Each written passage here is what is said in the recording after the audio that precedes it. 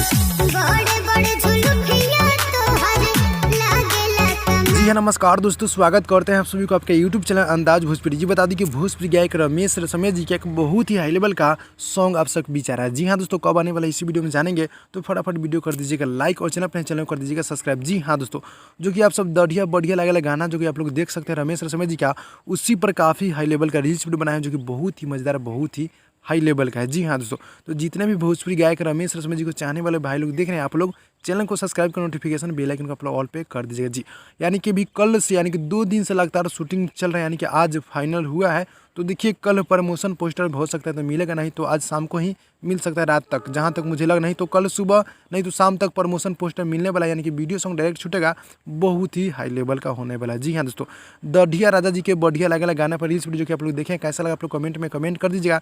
जो कि शिवानी सिंह जी ड्यूट में और भोजपुरी गायक रमेश रसमेश जी है। जी हाँ दोस्तों, जो कि मुन्नी लाल प्रदुमन जी गीत को लिखे और इनके वर्मा जी के म्यूजिक है। रमेश रसम ऑफिशियल से ऑडियो गाना छूट चुका है, इसका वीडियो बहुत ही जल्द देखने और सुनने को मिला, इसका भी वीडियो मतलब कंप्लीट बहुत ही जल्द होने वाला है। जी हाँ दोस्तों, तो भाई लोग ये छोटा सा अपडेट था, अच्छा लगा तो लाइक कीजिएगा, चैनल को सब्सक्राइब कर दीजिएगा। मिलते हैं अगले वीडियो में, तब तक के लिए धन्यवाद दोस्तों।